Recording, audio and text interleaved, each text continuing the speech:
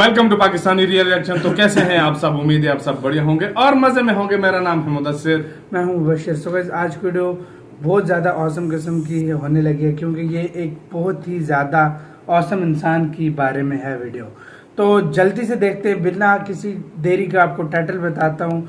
वो है Shivaji Maharaj life story of the legend.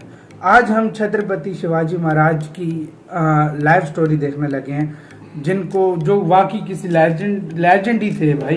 ये लेजेंड ही थे और बहुत ही पावरफुल एक इंडियन किंग थे। तो देखते हैं जल्दी से भाई, बिना किसी देरी के, तो क्या क्या है इस वीडियो के अंदर। हाँ भाई, तो जल्दी से देखते हैं। काउंटडाउन करते हैं 3, 2, 1 एंड स्टार्ट।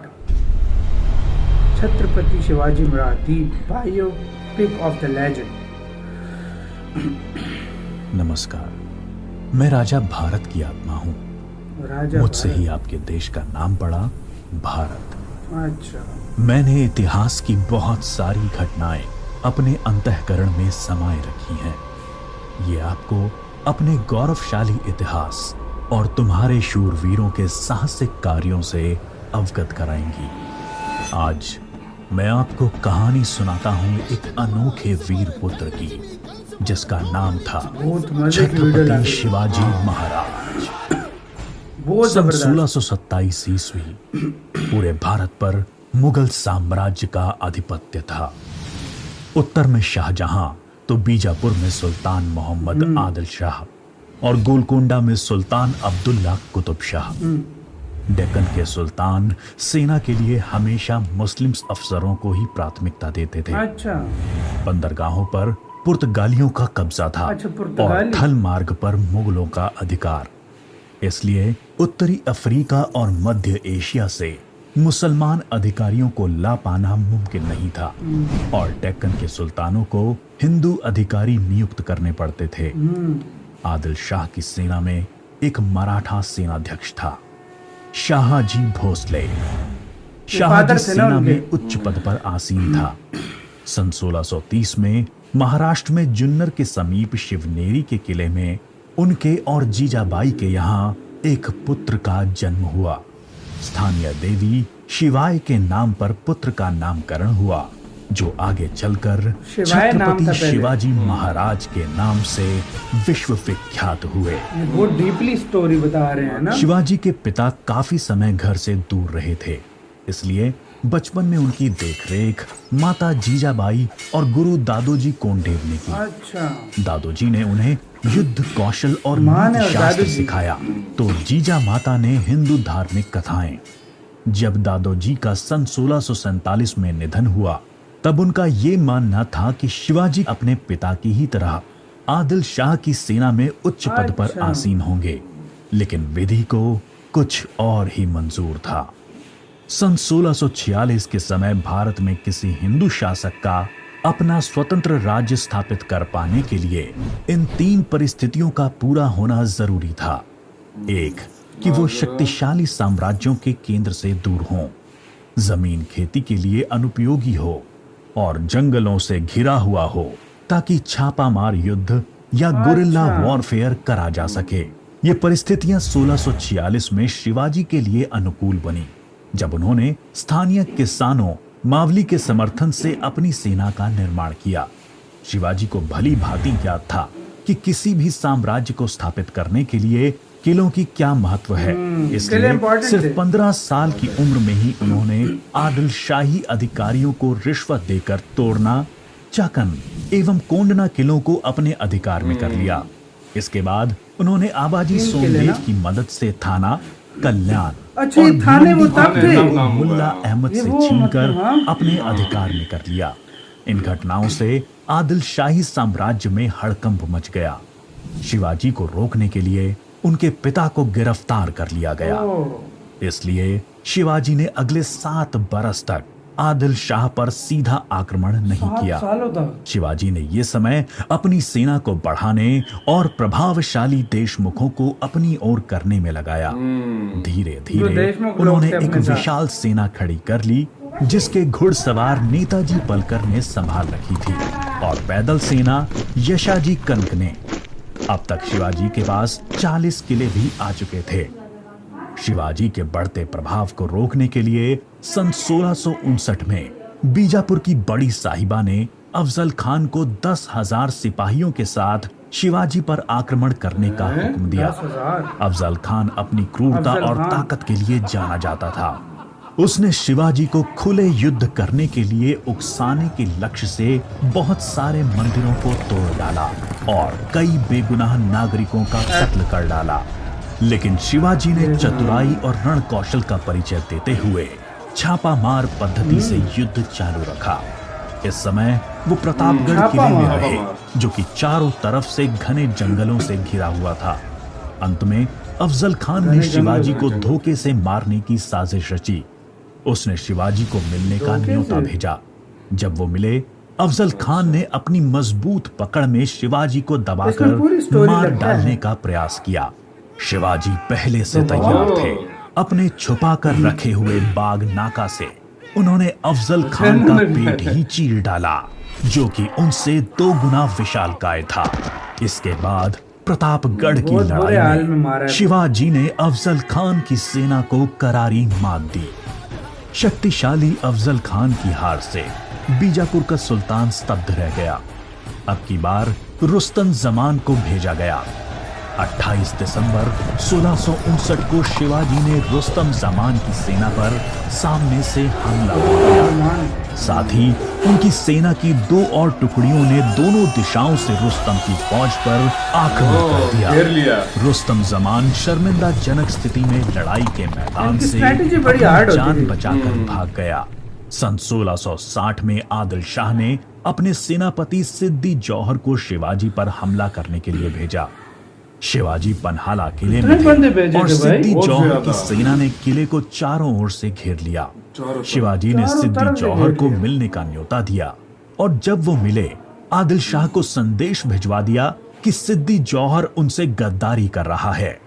इससे आदिल शाह और सिद्दी जौहर के बीच लड़ाई छिड़ गई, जिसका फायदा उठाकर शिवाजी एक रात अपने 5,000 सिपाहियों के साथ पन्हाला किले से बाहर निकल आए। बाजी प्रभु देशपांडे ने न सिर्फ सिपाहियों के साथ दुश्मन सेना को उलझाए रखा, जिसकी वजह से शिवाजी सकुशल विशालगढ़ पहुंच गए। इस लड़ाई में बाजी प्रभु देशपांडे को अपने प्राणों से हाथ धोना पड़ा। उनको महाराष्ट्र के इतिहास में एक महान योद्धा माना जाता है। इसके बाद बीजापुर की बड़ी बेगम ने औरंगजेब से शिवाजी को पकड़ने के लिए विनती करी। उसने अपने मामा शाइस्ता खान को 1,50,000 सैनिकों के साथ शिवाजी से युद्ध करने भेजा। शाइस्ता खान ने अपनी विशाल सेना के बल पर पुणे पर कब्जा कर लिया और शिवाजी के निवास स्थान लाल महल पे अपना बसेरा डाल दिया। शिवाजी ने चालाकी से अपने 400 सिपाहियों के साथ शादी के बारातियों के वेश में पुणे में प्रवेश कर लिया। रात के समय उन्होंने सीधे शाइस्ता खान के ऊपर खतरनाक हमला बोला। खान ने खाकी से कूदकर अपनी जान बचा ली, पर शिवाजी की तलवार की वार से अपनी 3 उंगलियां गंवा बैठा। उंगली तो गई और इज्जत भी। फिर शिवाजी ने सन 1664 में मुगल व्यवसायी केंद्र सूरत पर आक्रमण करके उसको तहस नहस कर डाला। औरंगजेब आग बबूला होकर 60 वर्षीय राजपूत सेना नायक मिर्जा राजा जय सिंह को अपने 1.5 लाख सैनिकों के साथ शिवाजी से लड़ने के लिए भेजा। इस युद्ध में शिवाजी की हार हुई और उन्हें अपने 23 किले और 4 लाख की मुद्रा हर्जाने के रूप में देनी पड़ी। उन्हें अपने 9 वर्ष के पुत्र संभाजी के साथ आगरा जाना पड़ा। शिवाजी को नियंत्रित रखने के लिए पहले यह तय हुआ कि उन्हें मुगल दरबार में कोई पद दिया जाए, लेकिन औरंगजेब ने उसको बदलकर शिवाजी को घर में कैद करने का आदेश दे दिया।